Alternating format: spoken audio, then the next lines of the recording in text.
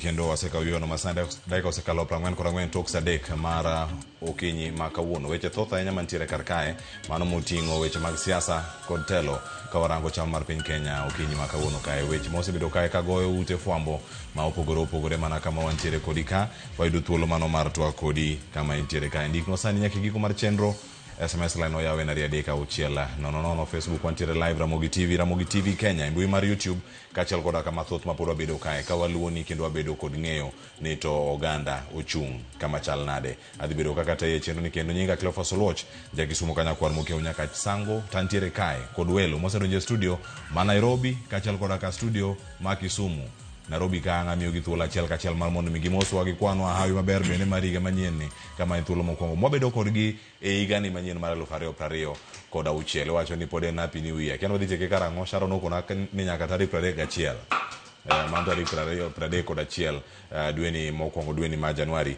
ka wantiere kodi kachiel antiere kae kod Kennedy Ondiek ma en janon siasa odhi moswa okinyi makawuono kachiel oyawre wo babe kendo machiegni yawra nya Cleophas happy new year en happy nyaka chieng ma ineno ng'ato mokwongo ka igo chakore koro an kaka waromo gi nyikora mogi mokwongo nyaka nyo iga chakre happy new year ne oganda mar onagi kendo aneno ka weche dhi mabe igo chakore mochwakore ochako gi liet chakore gi liet kendo gi ng'wejo nyakwara mo jonga dhi bedo kae ka warango ni ng'wejni ochomo kanye mane higa ni wadhi bedo ka warange e yo mane antiere ka bende kod jakanyo ma ODM Youth League wan ka kod Kasmuel Mcoure ageno na yude yo makare Kasmuel oyawre kendo machiegni mbako romo happy new year erokamano happy new year yan beta da mana mini wish a happy new year to nyikwara mogi we started the year well to other neno kaka wadhi mbele especially in matters development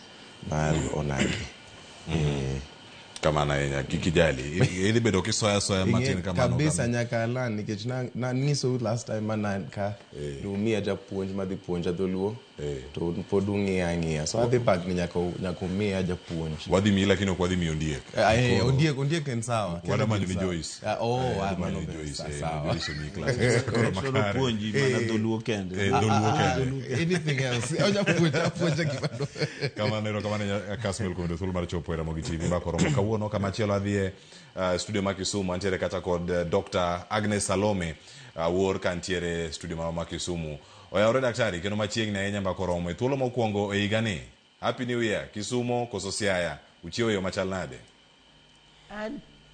and Kisumu erokamano ahinya wachiewo maber happy new year to all of you onagi duto aneno kwa wachako match wadhi adhia nyime erokamano ahinya match mwaloseni ka enononwa siasa sani kama wantiere kar kachiel e higa ni mosechako mane ma osemori to mane ma ok omori ahinya kaka itayo weche mag siasa mapacho kae erokamano ahinya Cleophas gima mora ni waneno higa manyien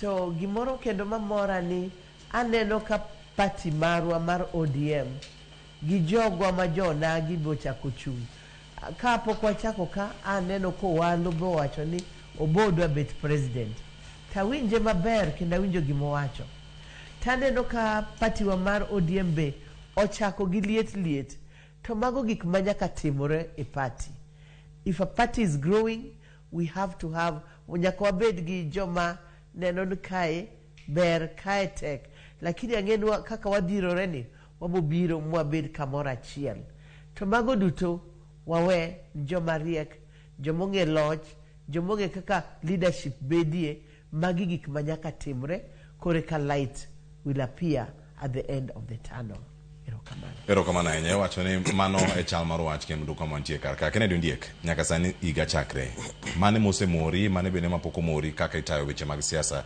kendo kaka ipogo chenro mag telo mokwongo erokamano Cleophas nyaka wago erokamano Nyasaye ni wachiwo goodbye ne higa mokalo higa mar 2005 ne en higa matek ahinya ne oganda jokanyanam kendo oganda mar Kenya higa mar 2025 no iparo ni emenyo wawite jakom Raila Odinga kanyo manyo wawite joma dongo Commissioner Florence gineno wawito sechego mane sama nwawite Dalmas Otieno, Mama Fibasio, and joma dongo mwaluoro. Soro higa mar 2025 ne ok en higa maber ahinya kodwa, kendo walemo ni ka Nyasaye oyie to mondo mi wae hawi maber mar higa mwachako manyien. Aneno ka weche siasa ochakore. Cleophas, amor gi point moro ma Waziri Eliud Owalo, analuonga ni Waziri Eliud Owalo otieko godo sami penje about koweyo president.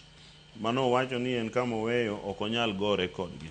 Mano nyiso jo kanyanam kata an iyudo ni samoro jomoko nyicha penja ga ni ken tang'o momiyo nyicha iwe ODM idhi riwori go bado e PDP wuok kanyo chaki bede ODM kasi dhi donje UDA iwinjo nikech politics mana kama waziri otieko godo ni gik moko change kaka environment chalo sani an bende an e ODM amor ni Kasmuel bende wan e ODM. In fact samane wakuongo romo gi Kasmuel e TV ne Kasmuel ok dwa winjo wach ODM kabisa bende ok dwa winjo wach UDA kabisa gin jok maniluongo ni independent mind but bang'e to ka circumstance obiro moyudo ni no mondo mi wakel lokruok mwadwaro nyaka wariwre komo oganda wathothie bende no amwa ni mondo bedi kanyo kendo kaw point ma youth no kendo ringo go matek telo ka ok mi ng'ato onge chieng' mibi yiere ng'ato ni youth kiang'ogo kech kata jok maluongore ni youth ODM moko boti moingo kata bedo youth so in kaw kama ikaw no ringa abe dalo mana donje UDA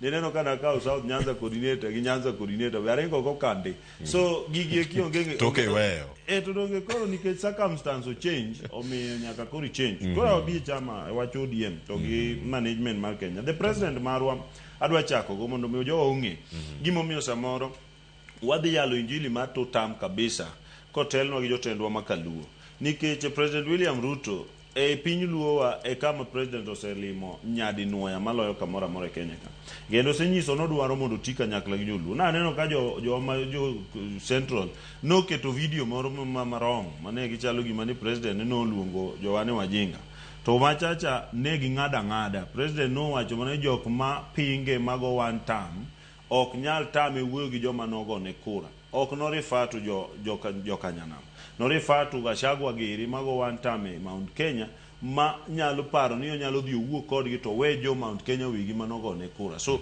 mano needs to be clarified mondo jo ong'e ni macha caption ma jo central emane temo mondo nyiswa mondo wawe kama wasedonje gini wadonje ma ok wadhi weyo the main thing en niya kaka ODM as a party an adwa ng'iyo jo kanyanam e wanga ma wani an a life member mar ODM gir ODM ni kata na wacho ni inyalo bedo ni onge ODM to gut ODM no tigombe agomba kata wan sama ni winjo wago koko to wagombo marwako gudno kanyo cho rwakna godo gi chairperson mar ODM mar Homa Bay County mar Kenya governor ma Homa Bay Gladys anzani kora rwaki with a lot of courage ma wadwa dhiro properly koro on the politics mar ODM mane osechako chwako igani chairperson nyocho wacho kata party leader no wacho kata the former party leader Jakom no wacho niya ng'ato nyalo bedo gi pache binafsi Sifuna nigi roles ariyo for example adwa chiwo for example en gi role achiel mar bedo senator ma Nairobi to kendo en gi role mar bedo secretary general mar ODM nitie samonya chiwo pache as a senator ma Nairobi as an individual Kenyan nitie be samonya nyalo speak for the party ibro yudo ka samo speak for the party to weche party ma party owinjore collectively ema nyako wache to seche ma owacho pache owuon magi wacho gi kuonde magi wache mano independent individual opinion to itiyo gi thuolo manin kaka Kennedy Ondiek ka Sifuna loso mar mondo mi filter gik moko ariyo igol person mar Sifuna ticket mar party moro achiel kama olose ka wang'e maber ni en to en jagoro wang'yo context samora mora moloso wang'yo context ni en kanye nyaka wang'e bende ma jo nyaka ng'e ni Sifuna bende no ni bende dwaro ni mondo chako yud kome ma Nairobi county ka tinge Nairobi county ka oti arieta nitiere kura mang'eny mawuok central tie kura mang'eny mawuok Ukambani koro nyaka ng'e ka e gima chando kada Babu Owino bende kik wa blame gi ahinya wawege wagiring wegi go but the main thing kogike wachama to wabro chiko itwa ne party leader Oburu Odinga wabro chiko itwa ne party chairperson Gladys Wanga wabro chiko itwa komi official statement Sifuna mondo so mar party but anokan okni okraj mondo bet tribalist nikech ajaluo in the first place. Onge ng'ama ndiko barua e Kenya kama nonyuole Kikuyu or nyuole jaluo. An apoko nyuole jaluo. Biro gik sama koro dho ot ka dho ot biro dhi bedo yalo buchgi kegen. Gimi winjo waziri wale wacho ka ni ok obi bedo gi jok moko ni kia jog nyaka ibed gi kumi chako go kata an ka wuoyo kaka wuodo mabed akiluonga ni Jasiaya ok an Jasiaya first an jakibiri kare ajaka wadgoni ajaka wadgoni ajaka uma ajaka rachuonyo aja uma bei kamano go ka chopi ja Kenya so kwa gike Kenya ka to ng'ato ka ng'ato koro biro bedo wabiro go kwan gik sama wabiro wacho ni Sifuna ok bi ketho nwa winjruok ma wan go gi president makonyo oganda wa kako nagi nyiso ni biro gik sama ma weche Sifuna ok wabi nyiso jowa mondo chike itgi nikech ok owach weche mariwore gi jotendwa kuburu wachonwa kama Gladys wacho anga wachonwa kama wabunge wachonwa kama then Sifuna mo kata mbunge wadwa nyiso gi mwatim that one will not be makoro kanye bibiro poge Sifuna ma Sifuna to gi Sifuna ma secretary general mar ODM anga duogiri mondo mi thuolo bende ikonwa kata niero ODM en duon bura mano ma dhot koso mar piny Kenya mangima anga duogire wachno Kasmuel antiere iri karka higa ochako nade ka irange weche mag siasa thuolo mag joma tindo kata rowere e duon buche nyaka sani bende duondu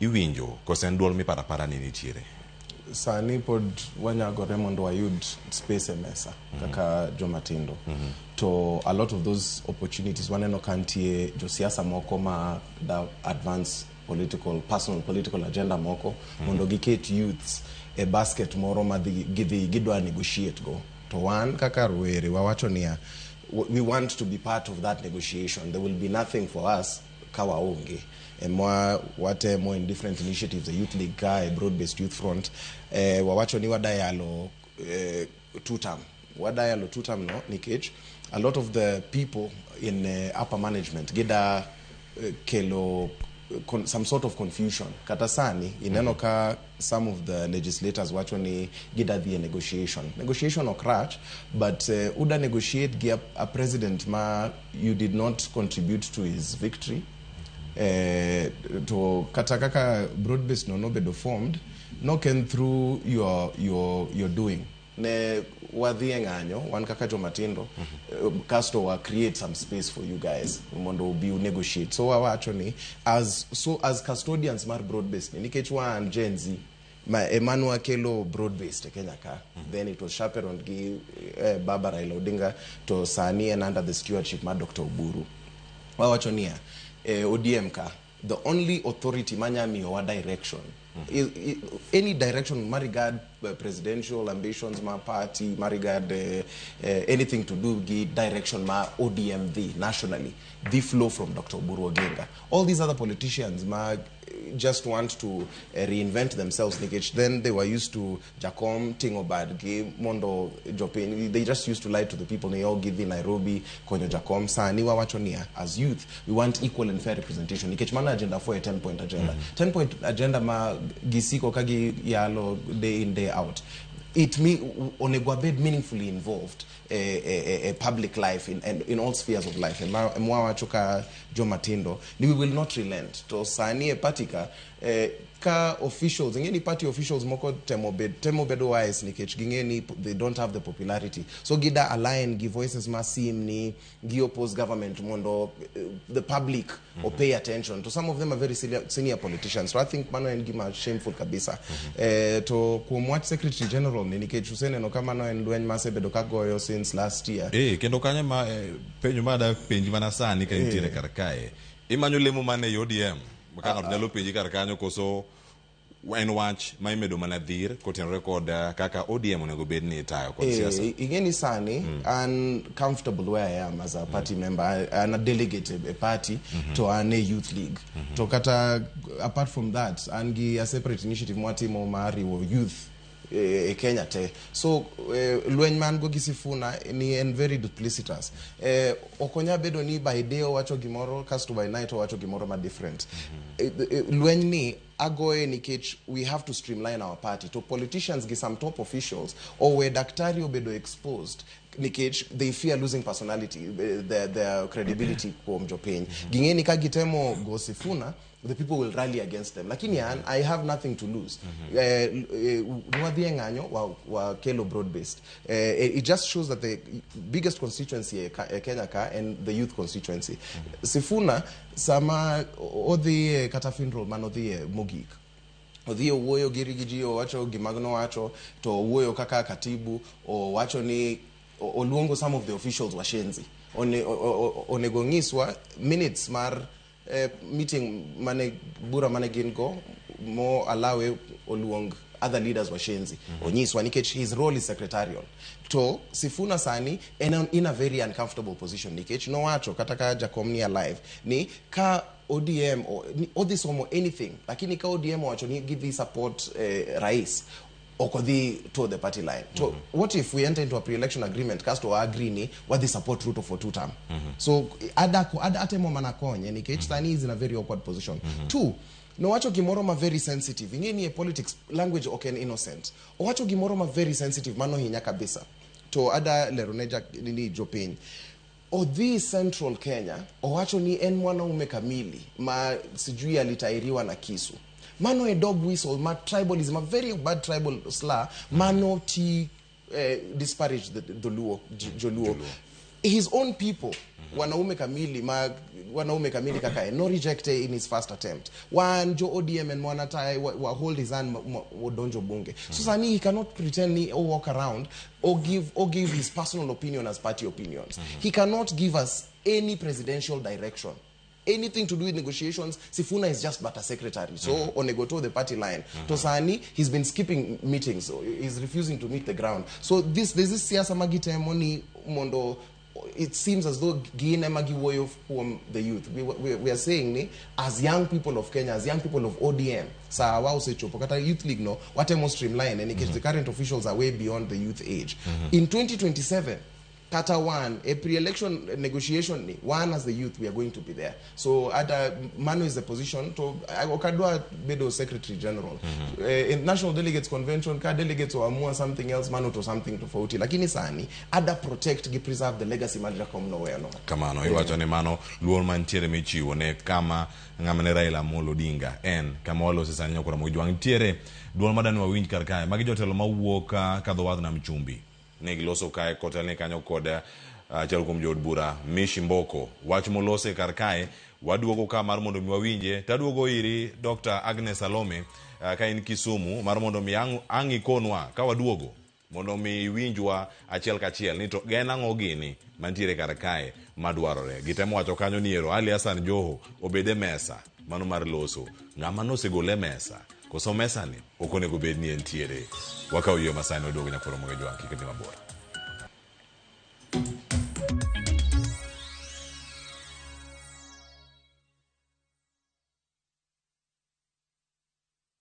My dog, G-Dog, I got you, man. I know you're trying to hit me up, right? But the thing is, right, I'm kind of busy at the moment. You know what I mean? Just hold your horses for a minute. Once I'm done with what I'm doing, I'm definitely going to hit you up. You know what I mean? So what you do, take a chill pill, get some fresh air, relieve your lungs, and just hold back for a minute, man. I will hit you up as soon as I'm good, all right? I will answer your call and hit you back as soon as possible. So take a chill pill and relax, my G. I got you. Chill for a dog. Dial *811*500# to get Take a Chill Pill as your skiza tune.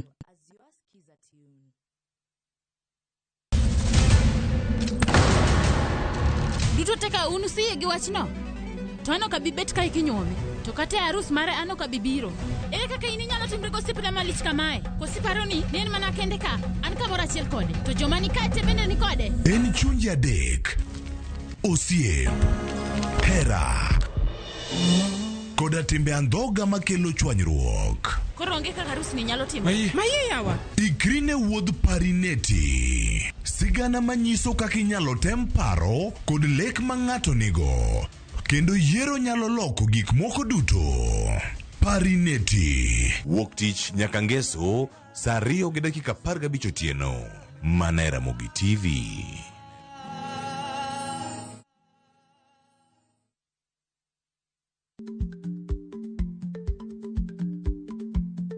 Jarik ni jamuod nyoyo gi goyo.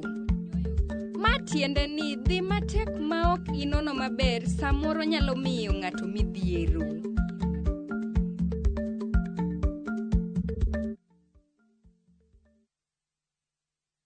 This January, give yourself permission to slow down and reconnect. A pause before the year takes over. A reset that feels calm, not forced. Reset in Diani, where time feels unhurried, the ocean moves softly, and every day invites you to simply be. From 43,000 Kenyan shillings per person sharing, enjoy 3 peaceful nights in Diani. White sands, calm waters, and moments designed to help you come back to yourself. Because the year doesn't need to start fast. It needs to start right. Start somewhere quiet. Research through our view. View travel. Dream, explore, discover.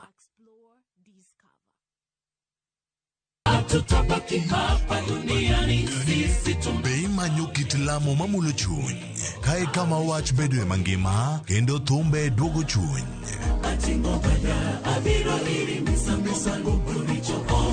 Wariure kanyakla, mondo wakel nyadiera, geno, kod ote mar kinde ma wadakie gi. Wachak wadog ir wuon wach, ma en Nyasachwa. Wachak wapenj Nyasaye wach, Nyasaye, be wuodho adhi maber. Biblos wacho niya, Yesu noloyo teko jachien e musalaba. En wach mar yie, dwaro, kod yudo kari e sigand Nyasaye.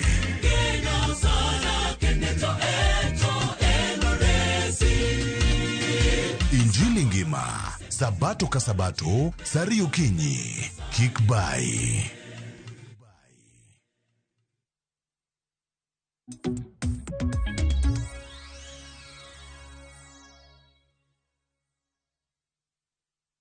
Kiingereza technoclast, na kuna wale ambao watakuwa ni wanasiasa, wabunge, na hata kama kutakuwa na vitengo vingine, tunasema lazima viongozi wa pwani ama wa pwani wawakilishwe vilivyo. Apart from the discussion of His Excellency the President, any other positions, then the coastal leadership, coastal people should be recognized and awarded what deserves to them, because we are stakeholders and we are seriously going to be stakeholders going forward. The times when tulikuwa tunangojea maembe is long gone. Within ODM, the parties that are going to negotiate for and on behalf of ODM, Ali Hassan Joho must be in that table. And that is not negotiable. The coast has contributed heavily for ODM to be where it is. To negotiate mambo ya 2027, tunataka agenda ya pwani iwakilishe vilivyo. Kwa sababu tunajua most of these big parties wamekuwa na tendency ya kuneglect mambo ya pwani, especially katika meza ya mazungumzo. One live kanyo koro mugejwa mwantie ka wadhi mbele kendo achiel ka kirango ni mesa midoloseni jiadi madhi bedo e mesani. Mesani da yuayo jok machal nade. Dr. Agnes Salome ka intiere studio ma Kisumu, machiegni tielo ni mar ariyo mar mbako romo, kendo ka warange ini nene yo machal nade. Jogo mawuok kadho wadh nam chumbi osewacho ni Ali Hassan Joho kik we oko. Samoro loseni ni jatend migawo mochung'ne weche mag mwandu go mayudore bulo kod yuto mag nembe. Mano mining kod blue economy. Oketo waka machal nade kaka jopiny marito neno ni twak makamae bende otimore, to jok madwarore emobedo ei mesani. Erokamano ahinya Cleophas. Awinjo jo coast maler kendo very clear. To adwa wacho niya ni gin gi right mar wacho ni gidwaro ng'atgi e mesa. Lakini kapok adhi kanyo adwa wacho gimoro manende awinjo ka ji ariyo mowuoyo mbele na owacho matin. Kamano.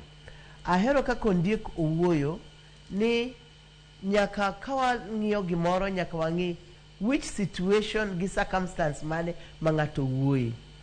Awinjo ka wuoyi matin ma uwacho ni ong'iyo Sifuna.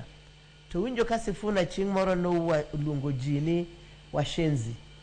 Gima okoparo ni the same people also called Sifuna group Malmuluki. Koro gima adwa kwayo kawantie studio, adwa kwayo ni let's not dwell on personalities. Let's dwell on issues kwa wuoyo gi ODM. To ODM en oken ot mar joluo, en ot mar jite ma Kenya. Raila Amolo Odinga, the party leader, maluoro mamiyo respect noyawo party ni mondo bed party mar jite egini wawacho ni it's the largest party in the east and west and south of Limpopo nikech nwakelo jite ang'en kwang'iyo weche matimore broad based government wan dhano to nyaka wang'en kaka wan kako nagi kwa dhie mesani ang'o ma wanyalo yudo lakini kapo kwa paro mano waparie ni ODM en party moriwo jite koro nyaka wabed very accommodative kaka baba nowacho ni party ne people have to be allowed kata ka baba ne ngima Sifuna pod ne wuoyo baba no chung kaka mega mowacho weuru Sifuna owuo weuru Orengo wuo lakini sama Sifuna somo party intention Sifuna kusom giki osomo gik jo ODM to ndieko wacho maber kabisa ni nyaka be wabed joma bet gi luoro moro wamiji nafasi awinjo ka jokos wachon Hassan Joho has to be on the table. Hassan Joho and cabinet secretary lakini en symbol of leadership mar jokost egini adwo emesani mwadhi wuoyo go nyoro nyo aneno karuto giromo gi jogi ma jogi endorse talks between ODM gi UDA lakini adwa kwayo party kaka en party marwa. I'm a live member of ODM and I love ODM to kanyal dhie party moro abochung ODM tabe ahero broad based government lakini broad based ni kikwangire kendwa. Let's not look on personal gains, let's look on the wider gain mar vijande kaka Kasmuel mar mine mar jomoti mar jabiashara nyar education mar health koro kunjo ka jo coast bo wuoyo jo central ma jo ODM be bo wuoyo jo Kalenjins ma jo ODM be bo wuoyo jo Luo ma jo ODM be bo wuoyo Waluya ma ntie ODM bo wuoyo North Eastern bo wuoyo Masache bo wuoyo koro wangen odwani en ot maduong to gimonego watim party leader marwa moburu onego luong jogwa pamoja mogi wacho ni koro broad based ni kata kiwacho ino kidware watu waneno kaka party wadware to wadware nikech A B C D nikech A B C D mewaseneno to kwaseneno gigi waneno nwa mi Ruto support. I have nothing against Ruto as a president, but I am a person who believes on principles. I'm a person who believes on policies. I'm a person who believes in honesty and truthfulness. Wabedi joma oluorore. Joma ntie gi truthfulness kata kwa wachon broad based. Joma wabedi gi justice, a symbol of justice in our spirit. Wabedi joma accommodative. Ni kila ng'ato ok nyal wero kwaya achiel lakini wan ot achiel kata nyithindo ka in go. Not all children will agree. We agree to disagree. Lakini skawa nyalo bet piny mawa iron out our issues. ODM is stronger united than divided. To Kasmuel in nyathi matin manyoche kobire e ODM ka. Adwa kwai ni sache moko berling nono wach kapok wawuoyo. Very important. Tadwa kwayo ni Cleophas kaka ine studio ni nyaka wang'eni ODM en ot maduong to kila ng'ato sani dwaro mare wabe kaka onagi wadwaro marwa and we have seen development in broad based government. Raila kofuo Raila nowewa kama ber but we have to protect that with all our soul, not negatively but positively. Tuibeki wacho gimoro pari e chik iti nikapoka wuoyo jiadima wuoyo and other things. Koro akwayo ni ODM circumcision or not circumcision does not matter here. Mago gik maji wacho wabe wawito weche lakini let's look at things that unite more than what divides. To an adwa wacho niya ahero broad based. I support broad based. I support the president. Nikech kang'iyo jogite akia ng'at manyalo terowa kaka Ruto se terowa. But let's not be selfish. Let's be open to other people's views. Ineno kako Ondiek mor no duogo ODM. Nikech mietel, ODM is a powerful house. Lakini kwa chako gore, we will be weak and nobody will need us. Erokamano.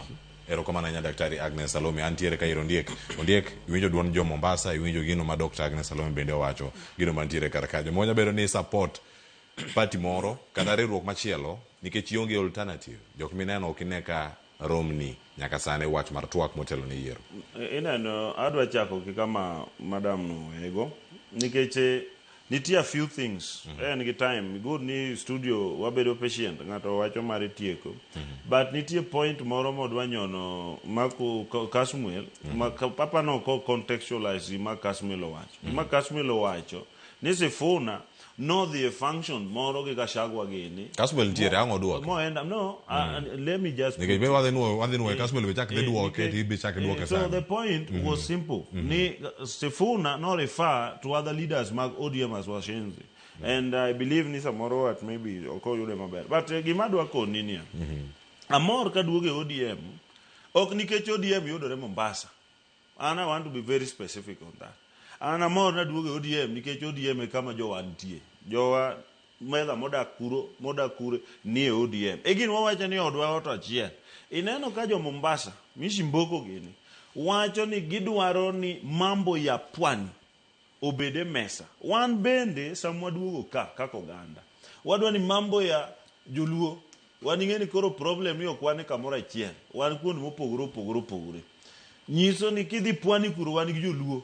Kidhi Central Kenya wan gi joluo, kidhi kamora mora wan gi joluo. Nyiso ni I believe kata kama endi bro miya bedo ng'amarach but I believe mai gimomiyo sama ne awuok mana donje UDA na wacho ni wadwa no ganda mar onagi oti gi sirikal ok na wan oganda mar ODM is a big party to en party ma big mana kopore ni off-front agenda mabiro konyo jothurwa. Ka ok en agenda mabiro konyo nikech kanyo omiwa kombe 4 ni neno ka beno keto wa gi ladhruok no end up ni kombe moko watero western koro paranya mano miye western cha kada johon kone ka joho lawo ma joho kigin joho timo nwango thurwa to party ni in as much as a national party to nyaka understand ni wan gi national party leader maro ma no buro dinga and wan gi national party chairperson maro ma ni Gladys Wanga wa mi history. Sama ngato wacho ni ODM is a big party. Nyaka understand if Ford Kenya was also a big party. Ford Kenya is a very big party sometime. To ere kumane Ford Kenya there. Ford Kenya no wene Wamalwa no end up moringo godo mudhi godo western. Kawuono Ford Kenya okwa tangu lama dangni. Bungeni macha ne party ma jaramogi gingo dinga. Kawa mwa we thuolo ne Sifuna nya misbehave kae mo chako ringo nwagi marwa mar ODM chako dogo do turgi kucho. So we must be very careful. Okwa biberi wan jok ma wan wa entertain welo to kwa se entertain welo to wamiyo welo kombe makoro welo dwa pangowa. Ma endi gima okwa bi an oko mar ODM ye abe aduogo to ka wendo an life member mar ODM kenda jaluo. Ma subscribe to luo kuma jo luo dhi adhi. Ka Sifuna luongi ni wendo. Bingen ndalo moko na sichung kata secretary general Sifuna dina yombe no jakome manoko ni aweuru wan gi BBI biro mbele dina yombo Sifuna secretary general mar ODM so inyalo piem kod luongo yiero mar ODM mar secretary general mono ngato chunga ne kada Sifuna yombe Sifuna cannot win anything in ODM. He has never won any election in ODM mar gine no mieka si Nairobi county no mieka ochamo nono Kandui dong no dhi moyombe dak no yude kuro gi chaman no yombe Kandui so he has no dok maduong no en go mana nikech ODM omiye dok maduong no Ababu na Mwamba ne dong no tingure mo he was a smaller god in ODM ka no dhi he went. People come and go. Ok ngato nyalo kik Sifuna pano nyalo Oburu is our party leader ma people have selected as a party. NEC no room. NEC no se decide they are going to have talks with the president William Ruto. Kopone Sifuna is not comfortable with that. Manyo nyiso ni ideology mar party koro pogre let him resign. Why does he hang on the ODM kiti to kendo gik ma ODM timo bendo pengo kuma jo ODM dhie oko dhie gika jo ODM wacho an kata leta ni sani an ODM to nyoro na koso dhi kibira na gombo dhi kabisa because we must demonstrate both party in Article 37 right to associate means you be where people are Emomi am associated sani gona abedo kama Kasmuel nitie. Adwana bed kama Gladys Wanga nitie. Adwana bed kama Buru. To Sifuna kode kakashagwa. To Sifuna kode kakashagwa to litni. Koro dio associate ga Shagwa kendo luongo leaders wani washenzi. So let him Koro go. oketo kanye. To donge associate gi a wrong person. Chiko yie oko wacho ngama right kata ngama wrong. Association tiere mana kama intiere to kama intiere karka. Ogai mar ODM oburu. Agombo no nago winjwa. Angi winj mamondi. Gima oburu wacho. Oburu wacho ni omakosa motim ka malongo gi jagoro maduong' mar ODM en mane nikech en owuon pok owuok apia wacho ni Sifuna okoso kumoro momi ukawo Panadol e wiye. Anoka wach ni Sifuna anaonge organ mar party mar ODM. In fact an mana member. Kendo kaka nadoge ODM ni ok adwa rikni. An ma member. Kendo member no kende madwa bedo member. Dabedo member mabiro very vocal nikech gima timore. Onge kaka wanonage waseling wayie bedo bango buro dinga kaka party leader wa. Then ngama luongre secretary general mabene ok oyier no miya kaka omiya wacho ni en onyalo luongo leaders wagi ni washenzi. Oburu dinga is only being organized. En ngama winjo wach ochiko ite endo ngama organized. But joma kan tankaras kuntie geriti biro winjo kwa tingo Sifuna wawito oko kaka nwawito Magerela ngat. Because you see ok wabiketo ni ngato dwa chieme mdopwa ka. Afadhalo bedo oko kaka ndalo mane ok chieme ODM benene na kuro. Owe chando wa koponi okodwa bedo ODM because the simple position is this. Ka ODM as a party mani neno ka chairperson mar ODM ne nika mo wacho ni as a party gi agree as the topmost organ ni gidhi bedo gi talks gi William Ruto and his team bedo kucho in their topmost organ owacho ni gidhi bedo gi talks gi ODM. Then eno wacho ni okodwa bedo gi talks gi William Ruto nyiso ni is contravening the ideology of ODM and the position my ODM as a party has taken. Sami differ gi ideology of a party means you do what? You resign. Raila Odinga ka no differ gi ideology ma Ford Kenya. No resign modok di jo Langata modhi yiere gi party ni. So Sifuna ko feel ni en too strong and odwaro unity mar Kenya moko mar imaginary ma ok nya yude kata kura. Nyo yudo kura ni ge joluo. No yudo kura gi Raila no riwo Luya gi joluo mo yudo kura Nairobi ka. Odhi ane kaka Sifuna ka donyal. You can't. Emomiyo kata wan be wawacho ni. Position is simple. Party en ODM. Dhood wani en dhoot achiel. Ka ng'ato dwa pogo dhoot moro dhi ka Sifuna dhi kure. Wan wadong gi dhoot mar Oburu Odinga ka kama gine gi Gladys Wanga ne. Iwinjo egin makure be ni ka. Erokamano So Ondiek. kopo ni ng'ato paro to nyalo pango wan wabiro pange wan wabiro ting'e wabiro wite awita oko because after all ne en kanyo by mercy mar Raila Odinga. Erokamano Ondiek. Kendo wacho ni mercy makamano extend ne ji mathoth ahinya mano Raila Odinga kendo mako lwet ji mathoth ahinya. Achiel kuom jogo mano mako lwet gan go e studio kae tantiere ka kod Kasmuel isebedo awacho ni in beneficiary mar first hand mano mara Raila Odinga. Ino kama chama ochomo sani ng'ato dwa no bede mesani mar loso. Jokosti winjo kacha giro ni jo bede mesani. Ji mathoth ntiere ka joma tindo dwa donje mesani owinj duondu kama untiere nyaka sani kama party ni ochomo. Ji tedo no bed karka ahinya molose sani ka jagoro maduong' obalo kod chama. Bende obalo adier koso oko miye mana thuolo mar winjo. To nga joma monego winje. Noko miye thuolo nade nikech en thuolo speaking in all party functions and usually the MC so onya advance anything okwanya wacho ni sijui oko miye thuolo e chama.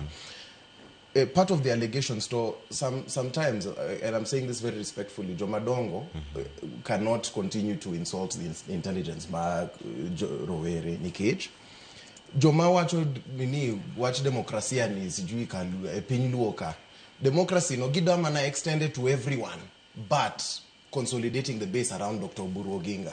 Party leader Mawan Gosani. The constitution mar ODM wachonia.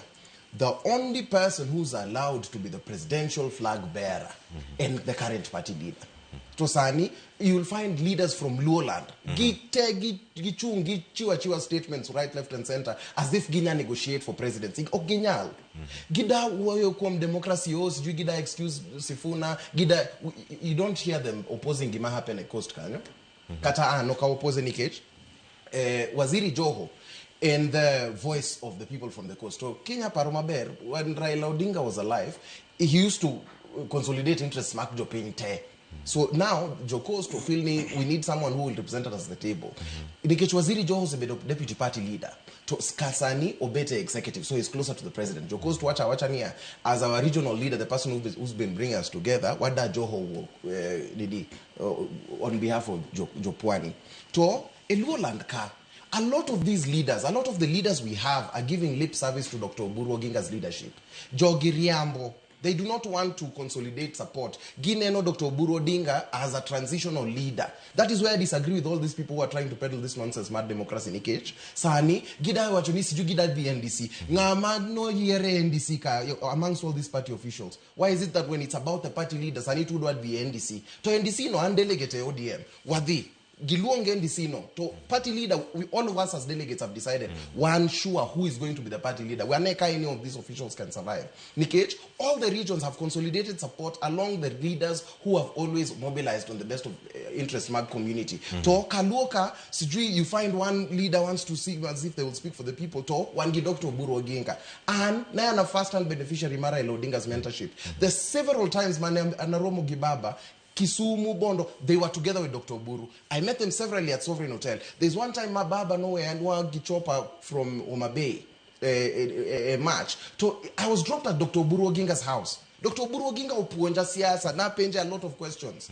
Wabedo kode in very many instances. To he was the brain behind Baba's decisions. Manu tuwangiwe an open secret. Tosani, Jidwa paint Dr. Oburu Oginga as a transitional leader. This would not have happened ka Baba ne alive. Sani to already wangi party leader, to uweyo sijukom democracy. When some people are insulting leaders maa luo nyanza, sifuna no, o wachonin tie certain leaders maa from small tribes, sijui small communities, ginyuolo records, onya ginya nini elections. Tida win such a person. Sifuna no, ochung, embele, remember, uweyo funeral maga Shagwantie, or actually, Junet no chamope smart agents. To Office of the Registrar of Political Parties, or Clearwa, saying that we are an upstanding party to know there's been no malpractice, malfinances, to Sifuna, Jagoromaduange ODM. He is the lead liaison between party, the ORPP. So it means he lied to ORPP, no Riambo. To Ochung, many years later, after we've just healed from that election loss, Odoa bring back Nini wound. So, one kaka young people. ODM has to find a room for us, Nikech. Oknya bedo ni gimuda timo, the best you can give us is enmana advice. To one, and I insist, one, and kaka jenzi, to ni winjo kaka party leader. Ni sani, it is important when we donje negotiations, ma pre-election coalition, Nikech, government ni, ODM no donje through backdoor. No donje through backdoor, Nikech, jenzi no yungo pain. I'm saying this kaka jenzi, na the lead jenzi.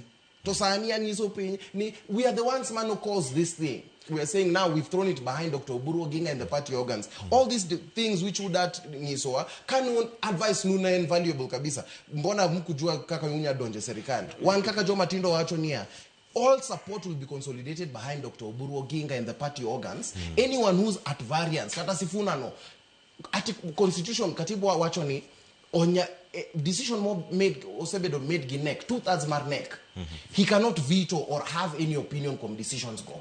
Tosani, all these other people have consolidated their bases. The only leader, the only leader when Josefuna ka criticize and atuoli or criticize anyone of theirs in government. Tonyanza, osika sika ko biro or insult or bio watch or insult leaders. Kasto uniso amano democracy. When it's time, when it's time for development okowo kaji o Nairobi ka building o collapse okowo to do our preserve democracy lakini we some ungeni ntie interest moro ukanyo mota muuni kechu ungeni Dr. Oburu can push over when it is time to mar Dr. Oburu woyo usiku ketu ni Dr. Oburu respond to things mone go on as jopin waloso kuom. We've said going forward we do not care who you are, one family behind Dr. Oburu Oginga in kida bedo party leader ji chama kapo kidogo yena push paket gimoma tene joka nyana monge ngeni history mazefona and in fact wabru deal ko this kidingly as a people Mike Chokobi undermine our leaders. In fact, Sifona teaching and pingo mbadi.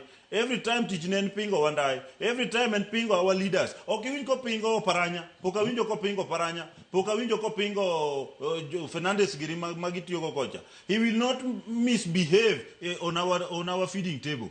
Okobi lilo mesa. Onikeja wacho ni gima medo kanyo is it. Sifona kami kaka Sifona donje ODM. osiepna moro iluongo ni Kale Collins ma wuod Ndhiwa ema noting'o Sifuna chieng' moro odonjo godo e meeting Serena and kaendi mane youth young people ndalo wanya paro ne wan gi ji an ne antie kanyo mano kwasela Magerela ngane an David Ochola mawuok Nyakacho Ochola Nyabola ne wan gi ji mopogore e mane ji insist ni sawa koro Sifuna no jakom ka Sifuna no koro wuo te kanye mane Sifuna ochako bedo secretary general an mane mano mi winjo kana fila nyapiem kode mayombe because ang'e kaka nodonjo yes poko yombo ngata poko yiere kamora mora poko koro adwa wacho niya okwabiye ka teko the young people one young anko kan giga pradego chiko young people wabro dhi to wanyiso jaduong' Oburu Odinga niko pono chako wuoyo marach kuom party to wabro lawe mbele ni gato bedo buti nitie wach ma Kisumu nikech warango chal mar piny Kenya weche githoth ahinya Dr. Agnes Salome Cleophas aneno ka gima wiyo wil koda ni abe ane studio wan kodi ka kendo wabiro iri mana bang' Ondiek I wanted to say that kikwamia a lot of attention to Sifuna. Nikech ngato kimia a lot of attention mano ngiso ngat no hingi. So we need to discuss about issues. One onegwa discuss kaka was strengthen the party. My party marwa. My party mar baba. My party mane babo sacrifice for. So why are we making noise about Sifuna left hand and right? Why are we making mileage? Oburu no se wacho ni onge shida gi Sifuna. Gladys Wanga nyoro nyo wacho ni there is nowhere Sifuna is going. So why are we making noise in studio? We should ask ourselves, how are we strengthening Dr. Oburu, Masani and party leader Marwa? Mondo Oburu obed strong. Oburu is a very intelligent guy. And I want to tell you. And Oburu had Baba's ear. And Oburu is a very reflective leader. Koro right left no Buru can party leader mago neither here or there. Gimange kaka life member mar ODM Oburu is the party leader for now. And that should be end of discussion. And then the next thing that we should talk about and kaka one kako nagi kawa mesa mar discussion what is our agenda. Again, I say wachona agenda marwa should not be selfish. Agenda marwa should be nyathi kaka wui mara were kaka Kasmuel. How can we lift up our young people? Mondo nyithindwa kikbedni tijgisani and manariemba piko. I'm in the university. I know what it feels. University marwa kaka mar bondo. Nyithind joluo onge mang'eny. Gi nyithindo moa kuonde joluo is in a small number. Nyocha dhi a technical college mar Ukwala. Joluo onge kanyo. What are we doing? So as leaders, we stop thinking and giving a lot of time on Aken Sifuna, Aken Wadwariembo. It's neither here nor there. Let's talk of what we want as Joluo. Kawa be a discussion table. Wangin ndache manecho losonwaka. Bodi mbele kosa kubidi mbele. Weche education dinadi. Weche ndeche dinadi. Nikechwangeo, no one get two leaders. We have the party leader, who is Oburu. We have the chairperson, who is Gladys Wanga. Tokombe mokoka, baba nomi ojomoko. So let's not talk too much. Nikechukua uoya inye jibuacho nekaka joluo gore. Nekaka joluo timore. One kako nagi kaka joluo wabede mesachiel wauo wane broad based bokwa uog wabed kanyo wamak kanyo motegno. But wabed joma riek. Nikechukua uoya inya jidarawa. Let's be principled men and women. Aneno kumio mileage Sifuna inya makoro Sifuna mon. That's nonsense. Let's be people who stand on principle. Let's look at what is going to help us. Towing party line, Jiongeo, channels mar discipline, nitie NDC, Jiogonyalo Timogigo. So agenda marwa Ondiek gi Kasmuel. Wangi kaka broad based nyalo konyo joluo. Under party mar ODM. Nikechukua wena fast. Jimangeny mobiro gi party matindo tindo. Bob ye sirikal to bowe waoko. Erokamano. Weche githoth ahinya Dr. Agnes Salome. Ang'eni Kasmuel kachel koda ka kendo Ondiek nie studio kar kae. Simbe moko bende pod donjo. Ang'eni ang'o makgi mana bang'e kama wantiere kachel. Taka duogo giri bere daktari mar mondo mi okonwa maler bang' wiyo makao sani ni ero. Tabu maduong' mantiere ka kata kiwacho ni kikwalo sayenye ewi jagoro maduong' mar ODM Edwin Sifuna, wach mantiere iye ka maduong' en mane? Ni kama entiere ka en ma oloso elo chama eloe kose lo oganda luo.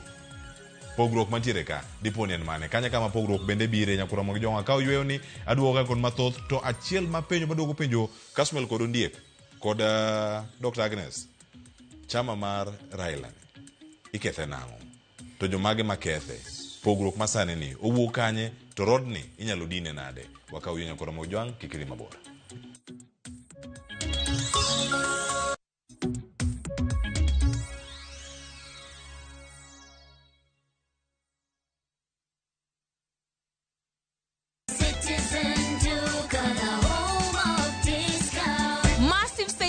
Every week with Citizen Duca and Quickmart. Simply dial *487*5#. Shop, pay, and pick up your product at any Quickmart supermarket near you. Citizen Duca, the home of discounts. Citizen Duca, the home of discounts.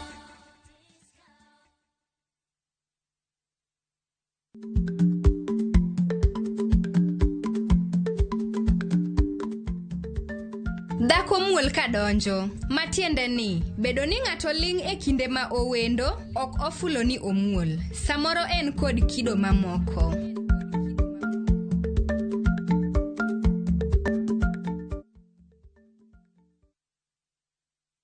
Are you a Kenya government civil servant no konaka emergency?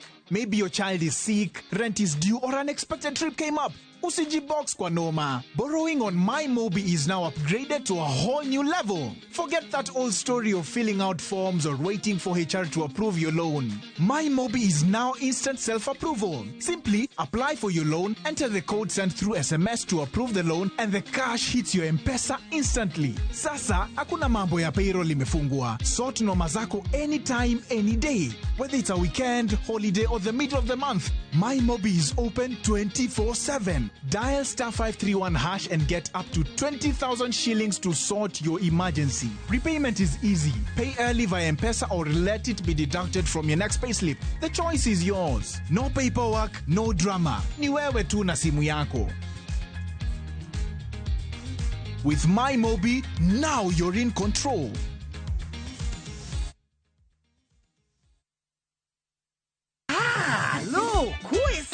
E gweng'ni, wach landore mapiyo moloyo ote mar pesa. Kendo nyiero en chenro mar oganda. Chief ong'eyo wachno, kata jopeng' ong'eyo. Ka chieng' tich abich ochopo, waduto wachokore. Ok ne baraza, to ne nyarkochia. Nyakochia, gokoko. Nyakochia, toxin. En chenro ma gik moko duto ng'aw malo mokalo tong'. Chakre sigendni, weche miwacho. Kato akanyi leo chunya, nonyuoli pure. Riwre uru gi oganda duto, kendo we uru wanyier ka gima ok ochuno ni ng'ato chul puotheno. Kokija richo, ting' badi malo. Jehova Nyasaye golo nyaka moponde ndalo. Nyarkochia, tich abich, saa 1:45 otieno, mana e Ramogi TV.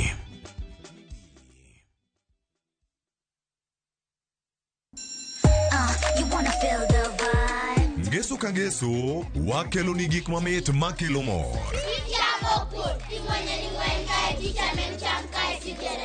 E rogo mar nyithindo kae, wakelo ni talanta. Loso gi lwedo, wapuonji tedo be. Gi moko mamit. Rogo mar nyithindo, ngeso saa 3 mar okinyi, mana e Ramogi TV.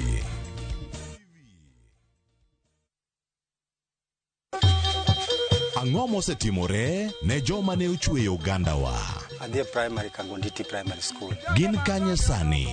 Amobilize kalere te, ne wago poro to gibiro wasombo kidi to watero kacha jite e secondary kacha. Waromo gi jodgi to wafuenyo sigandgi magimopondo. Siasa ka ng'amo ywaye maduong' katere siasa en Daniel Arap Moi. Ng'e ranyisi mabeyo mane giweyo.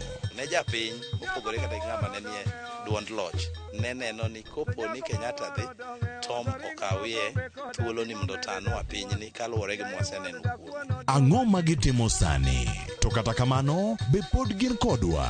Nakedo ne wach sukari ma jobunge jonjo kod buot nochaka ni bwana sukari. Gin kanye?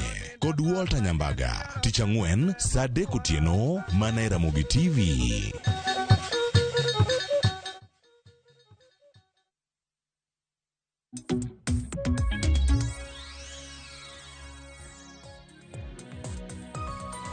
Nyakora moge jwang' machiegni kendo wantiere karka achiel kachiel wadong' ka gi thuolo matin kabisa ne dakika 12 ka watieka chenro mantiere karka. Ng'e nang'a dhi e kaunti ma Kisumu gi studio karka mara mondo mi giduok penjo mantiere karkae. Ote nen mara Arapo Kebe wacho ni Ondiek wacho ni ODM e kama jogi nitiere, to penj nage niya, to mane odhi e UDA cha to ne ok ong'eyo mano koso rieko ni oa kanye. Mano ote mar Arapo Kebe, ang' duoke kanya achiel kachiel. Ote mar David Janyabola, David Ochola Janyabola Central Nyakachuod owacho karkani Cleophas Mosna Kasmuel kod Ondiek mosepeke studio kanyo kachiel koda ka Agnes mantie Kisumu. Now a ODM kai next move aparo ni Baba left us somewhere and the journey must continue. Gimora achiel manyako abed go ready kae en ni kik wadogi endara kendo kama wantiere. Machielo odhi mbele kwacho ni kanyo ne wasewuok. Mar ariyo, ODM en partiwa kendo wabro timo gimoro amora mar mondo mi warite maonge apology. Mogik, wayudo mana direction ka wuok kuom one party leader, to mano ni party leader Honorable Oburu Oginga. Sani so kaponi jomoko are not ready to respect that, wacho ni kae gin at liberty to exit. Mogik, jok ma ODM osekonyo nyaka koro weka ketonwa conditions mano on who to sit on negotiation talks. ODM nigi structures mage monego bed ni luwo. Owacho kanyo ni Cleo nyis na Kasmuel mondo mi okete na ji mare ni te mar youth mondo mi ignite youth league mar ODM. He can do better a youth league kaen tie kacha koda support base mare. Owacho kanyo ni you will go far. Mano mara ote mar David Ochola Janyabola. Erokamana ahinya. Nitie ote machielo kar kae mawuok kaunti mar Robika en mara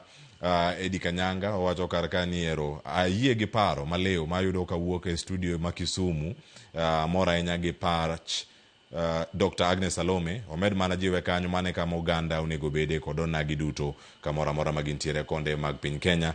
Erokamana ahinya kuom ote mari. Nitie ote machielo madonjo karkani Cleo Mosna Ondiek kanyo kod Mcoure gi Dr. Agnes. Amora ahinya ka Dr. Agnes orwako kalas mag party mara mar UDA. Aya akiaka bane pa noloko rangi koso mago jo UDA kama gintie kanya achiel kachiel winjo kanyo go wacho ni anyiso jomoko ni ODM gi UDA biro wuotho kanya achiel to wan duto wabiro mana lando injili mar Ruto nyaka 2032. Erokamana ahinya ote mari ochopo kayo makare.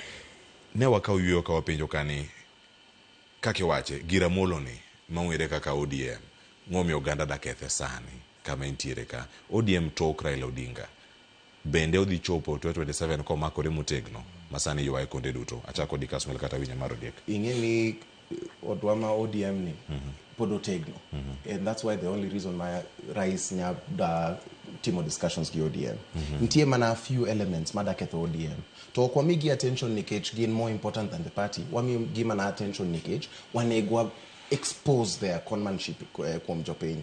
One of those elements include Secretary General Jagoro ma niye komsani.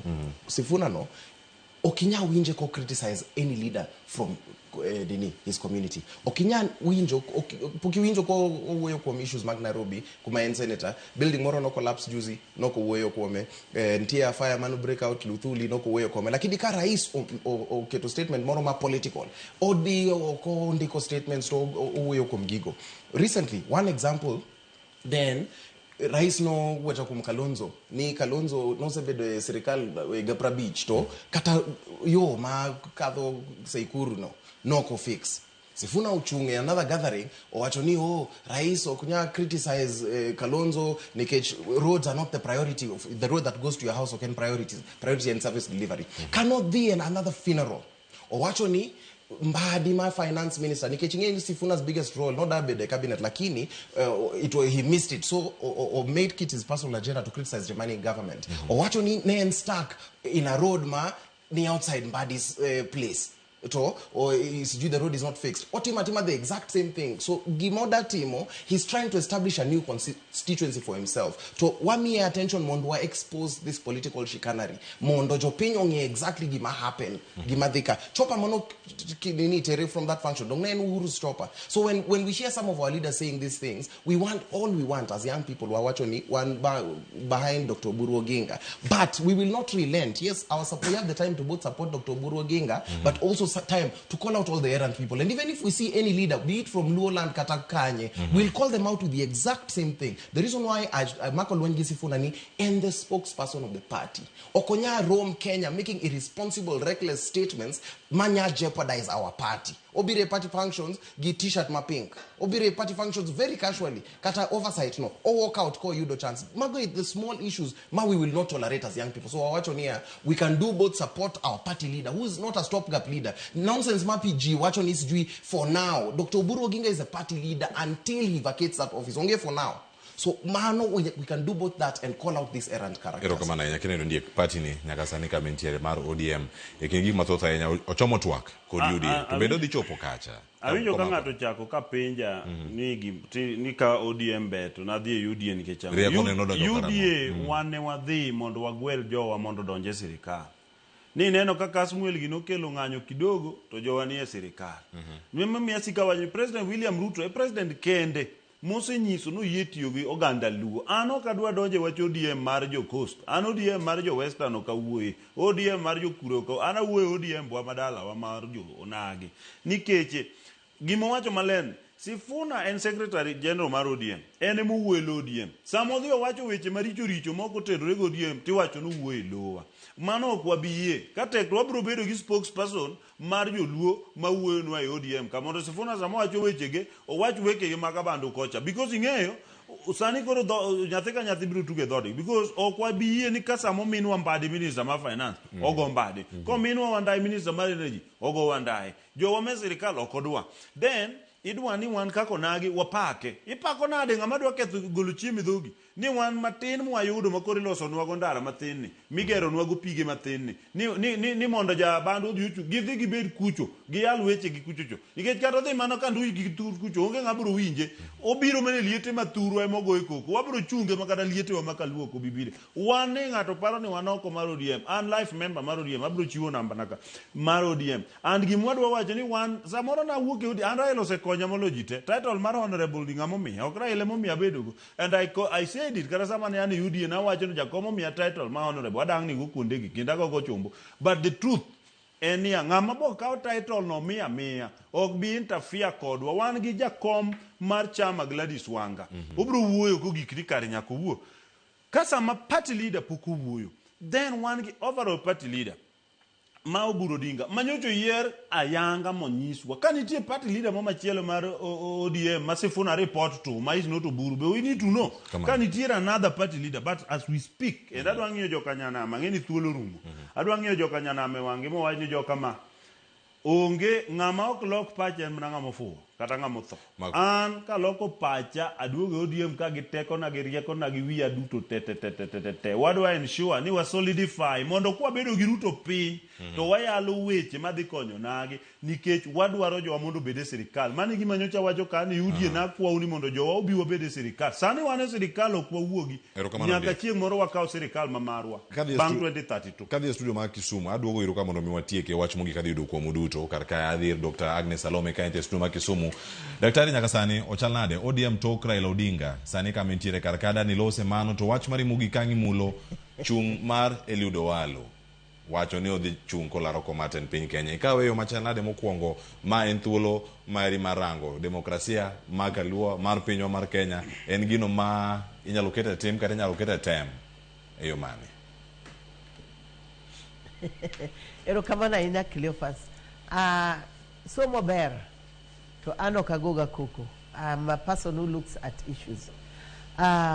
Owalo en gi right ne mare chung kaka president ene monge gimomiyo odwa chung kaka president to we ochung obobo bet gi joma luwe to kwanyal tamo ng'ato chung. Anadwa wuoyo kuom party mar ODM. Kaka nena wacho ni an life member mar ODM kendo party ni because of the principle mar Raila Amolo Odinga. Mase bet go piny, mase wuoyo go, ase chiemo go mesa chiel in his own house, outside his house, and a very good friend to the family. Adwa wacho ni ODM, kako buru nyoro nyowacho, we want to negotiate from a point of strength. Koko maji goyo make Sifuna, I say you are giving too much mileage to Sifuna. But Sifuna is the secretary general of the party. And we cannot go to the... Please, Ondiek, can you keep quiet? I was not talking when you are talking. We cannot go to the negotiation table when we are divided. Let's concentrate, work together. Wawe uruweche Sifuna mukando, watimuru gimageroa kaka party. Kaka uburo wacho ni we go for consultative rallies. Watimuru consultative rallies. Mondo wabed gi pre-election agreement, which is fundamental to any stable government and democracy. Come on. We move forward from where Raila left us. Baba owewa go buru. To buru nyoro nyowacho very well. We have no intention of kicking anyone out of the party. Ngat madwa wuok, bo wuok. Bo wuok. Bo wuok mos. Koro kikwamie too much airtime. Wabed gi airtime ni mar wuoyo gi jo onagi, mondo waluru broad based. Wamak gi lwetwa. Kaka jomoko bo mako gi lwetgi. Mondo wa move forward. Wantie gi party leader maonge shida onge ng'ama na go buru. Oburu is our party leader, and I said he's a very intelligent man and he doesn't make noise. Oburu woyo mos, he's very reflective. Egini owadgi Raila Amolo Odinga entrusted him with a lot of his life and secrecy. Koro abeduru joma riek nikech wuoyo mang'eny bok konyo. Erokamano daktari. Watieke gi kanyo. Kako ndiko wachono. Wabeduru a negotiation table. Kaka jonagi. Mwawacho ni kwa dhie broad base ni. Mae mwadoro mondo timno kaka jonagi. To Ruto borwako waka konagi. He has been more here than in any county. Lakini koneno wakwago koko kongi kone bwachon hawa awana msimamo. Wabed gi msimamo kaka Jokos ntie gi msimamo margi giwacho njoo. Jo Central ntie gi magi. Jo Luya ntie gi margi. Let's not look at those other people. Wange marwa. What is coming in? Wabed gi Mbadigiri wa Morgo. Wabed gi Wandai wa Morgo. Wabed gi Joa mantie sirikal Oluga Giri wa Morgo. Wakwagi, wa consolidate mondo gi konywa kakonagi. To ODM and party. Arwako UDA nikech ang'en kiny. ODM gi UDA korwakore. Mae rangi miborwako. To ineno anti nyaka gi badge mar Raila. Mane leader marwa. Erokamano Dr. Agnes. I'm already in. Those who are making noise. If you're out. Sawa. Ongado wagi kanyo kura mogi jwan kendo kanyo mano wach medo mugi kawo kuom Dr. Agnes Salome. Kasmuel, in gi seconds pradeka. Mare ko wacho ni mana kaka o embrace jotelo mamoko kama intiere o declare ni Dr. Buru chunga machalani. Obedo wach mari mogi ka watia ukara ka chel kora. Party ni what the only consolidate around Dr. Buru Oginga. All these other things are null and void. Tosani, these consultations majitemo, all those are estuaries, get tributes, they lead Dr. Buru Oginga. Ka other regions also declare, one kaka party, ukone gwa bed afraid. Sani, Dr. Buru Oginga is not a stopgap leader. Nemo the tayo why broad-based me to anyone who will, you know, in diplomatic one kaka roere, we will chase anybody mother to go get Dr. Buru Oginga. The party is aligned family. Onge gimas, this vocabulary reminds you and the party leader for now. Dr. Buru Oginga is the party leader, full stop. wabo consolidate behind Dr. Oburu Oginga. Wacha ni for now no delete. Yeah, delete for now. Mano en Ondiek, nonsense. Anyalo ng'iyo jokanyaname wang' gima kon gini namba achiel ka wadwa wuotho gi ker William Ruto kaluwore gi dongruok kaachiel kod thuolo ma ker William Ruto osemiyowa kaka oganda nyaka wabed bang' Oburu president osewacho dhi bedo godo piny ok odhi bedo Oburu gi president kende nitie delegation magara jogo gini miwacho go biro bedo makuondego wan gi leadership biro bedo to ng'ama pingo president to ok wabi bedo godo nikech odhi kethonwa chiro ingeni nitie ng'ato ma kudhi go wuoth to ketho wuodhno so kopo ni Sifuna en tich ne pingo president wan ok wadwa pingo president opingo president nikech president konyowa opingo president nikech president gejo thurwa then wadwa wacho nodwa wuoye lo ODM owuoye ODM ma western kare nikech weche ineno ka Mishimboko bo wuoye lo ODM makos owuoye ODM wabe wabed gi ng'ama wuoye ODM wa maluo nikech ok wabi sugar coat joma badhore to e tok gik moko to badhore kaka madam ma Kisumo no mago jok ma ok wabiyiego wawacho gik moko te Sifuna rach full stop ok opingo Oburu to wawuotho kode ok obi pingo ODM to wuotho kode wan ok waduoge ODM mondo wamisi we want ODM ma strong ma William Ruto biro miyo luor to miyo luor ma nikech joluo ma dhi gandara jabandu go dhi gandara wan ma dhi gandara to ok wabi dok wang'ni wan e sirikal kendo wan e sirikal e bwo Oburu Odinga gi chambwa mar ODM. Erokamano Kennedy Ondiek kaachiel koda ka Kasmuel Mcoure kod Dr. Agnes Salome studio ma Kisumu mane makelo e giko mar twak nyakwara moge jwang' agunu erokamano kubedo kodwa twak masani ka diponi winjo ka oremi wadhi bedo kode juma manyien kendo nyakwara moge jwang' wanyalo luongo gi kidienje mopogore opogore Kasmuel obi wuok tich Ondiek obi tich ariyo Dr. Agnes obi tich ang'wen to ariyo paro gi duto ka warango kama chal mar piny Kenya nitiere ukete mana kar ka twak ma kamagi pod bobiro ni ma en mana chakruok mar higa pod wantiere kod higa mangima nantiere ka kod jowetewa Sharon Ong'ao kaachiel koda ka Joyce Oduor gi jogo duto mantie kiru machielo mokonyo waiko wechegi welo benu wabedo godo kiny ma kawuono mangima wagonu erokamano ahinya anyinga Cleophas Oluoch jakisumu ka nyakwar mokiewo nyaka sango oditi masani med neno Ramogi TV.